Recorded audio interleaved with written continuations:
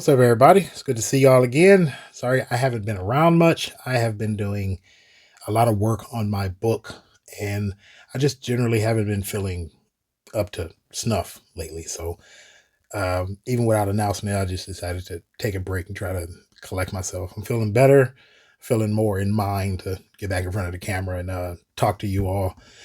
So, just know that coming up, we're going to have a lot of reviews and other videos I'm going to pull out.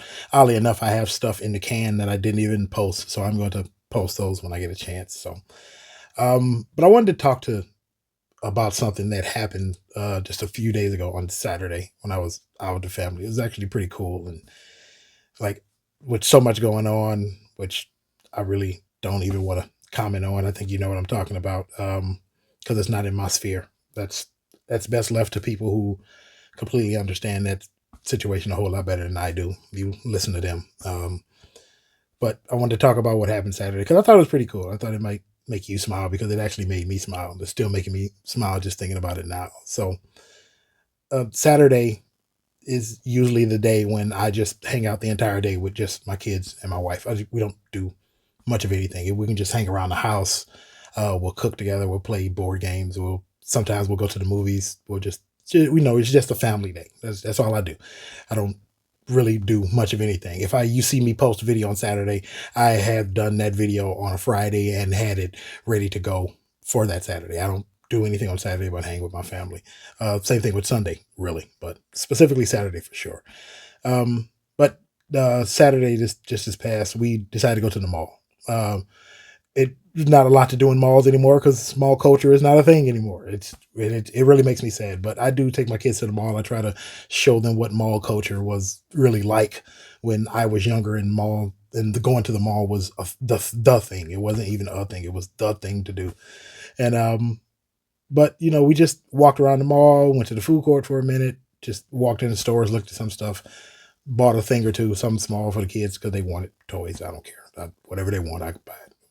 But while we were in one of the stores, um, a, a young man approached me. He had to be 15, 16, maybe. I don't think he was older than that. And he was pointing at me and he was started talking to me because I was wearing a Lincoln Park t-shirt. I just went to the concert with my wife and a couple of friends a few weeks ago at Little Caesars Arena here in Detroit. And I bought a t-shirt like I do at every rock concert I go to or any concert I go to at all. And he's pointing at it and he was like, "You listen to Lincoln Park?" He's like, and I was like, "Yeah." I was like, I've been listening to and a fan of Lincoln Park since since they first debuted. I mean, even before their name was Lincoln Park, right? So I've been a fan of theirs since the beginning. And we got to talking about music, and I was explaining to him all the concerts I went to, and he was explaining, he was like, I wanted to see this band, and I really want to see this band. And I was like, yeah, I've seen them. We're talking about Deftones, obviously Linkin Park. I've gone to see now twice. Actually, I saw them once before Chester Bennington's untimely death, and again, I just saw them a couple weeks ago. I was telling them that I had gone to see Deftones before, and I remember seeing Fall Out Boy before they were this huge band that they are now. I remember seeing them at an early show, Plain White Tees, all of these bands that I have seen over the years. And he was just amazed. And he was telling me about newer bands that I had never heard of. And he was showing me some of their music on his phone. And I was saying, oh, I was like, cool. I was like, I couldn't believe it that he was showing me these things. And a lot of the bands he was showing me, they sound very much like the early 2000s in the between 2000 2010. All of these what we would call emo and alt rock bands that come out of them, like Sum 41 and Blink 182, again Fall Out Boy. And I was telling them all about, like, yeah, I was like, they sound like this band. And I remember hearing them when I was going to the Warp Tour in the early years of it. He was just amazed. He was hanging on every word, and I was explaining to him and a couple of his friends who were also standing with him. But like, yeah, um, all of this, all of these bands and all of this music, they are a core foundation of who I am.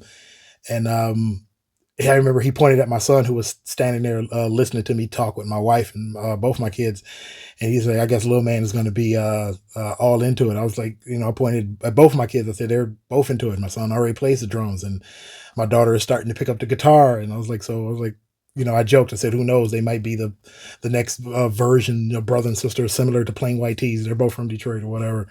And we laughed about it, and we parted ways. And I said, "Hey," I was like, keep listening to the music, man. The music is it's all about the music." And he's like, and he looked at me. He said, I'll try to keep up with it as best I can, like you."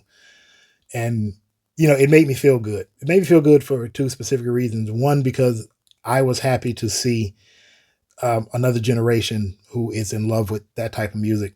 I mean, it's plenty of kids I know out there that loves the early 2000s, that alt rock and the emo sound. You have new bands like the Paradox Band, and there are people who are starting to listen to Pierce the Veil again because of TikTok, and these songs are taking over, and people doing dances and short TikTok videos to it. So all of that music is starting to come back again, and people are starting to emulate it and play it again. But the main thing about that conversation that really made me smile was this kid was a young black male, and his friends, one of them was a young black girl, and another one was a young white girl. But the fact that it was a young black male talking to me about it, and he was excited about it, and he couldn't believe, and I could tell in his eyes that he couldn't believe, and he was very excited to talk to an older black male about the music. And I didn't immediately turn him away. I didn't call him weird. I didn't make it seem like it was a weird thing for him to listen to this type of music or to be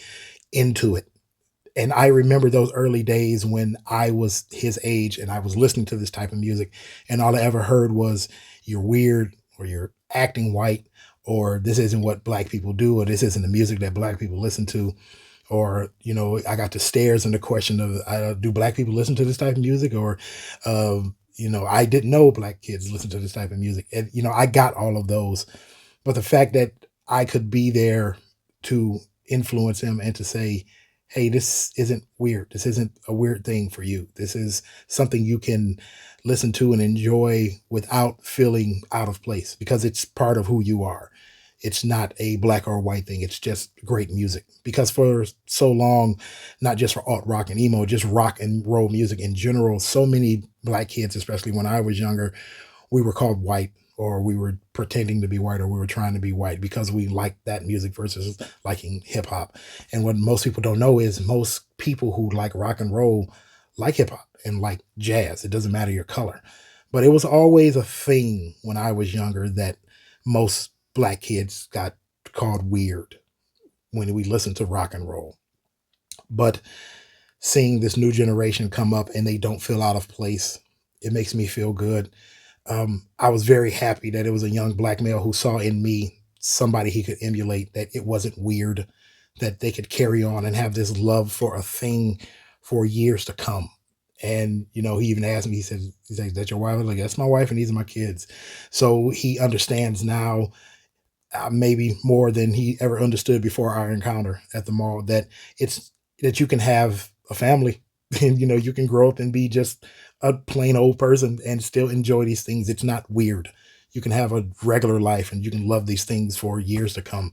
And I was happy to be that person to make him feel it not out of place. Make it feel like this is yours too. You don't have to feel weird, and you don't have to justify yourself to anybody else.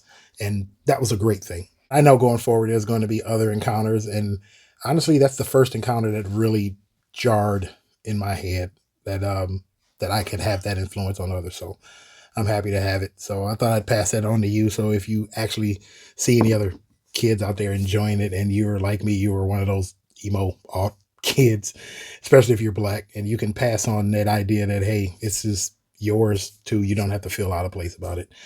It'd be a good idea to pass it on, because there are a lot of kids out there, especially black kids, that need a mentor or somebody to point to them and say, "Hey, it's your thing too. You can enjoy it. Don't feel out of place," because the rest of the world is most likely going to try to make them feel out of place.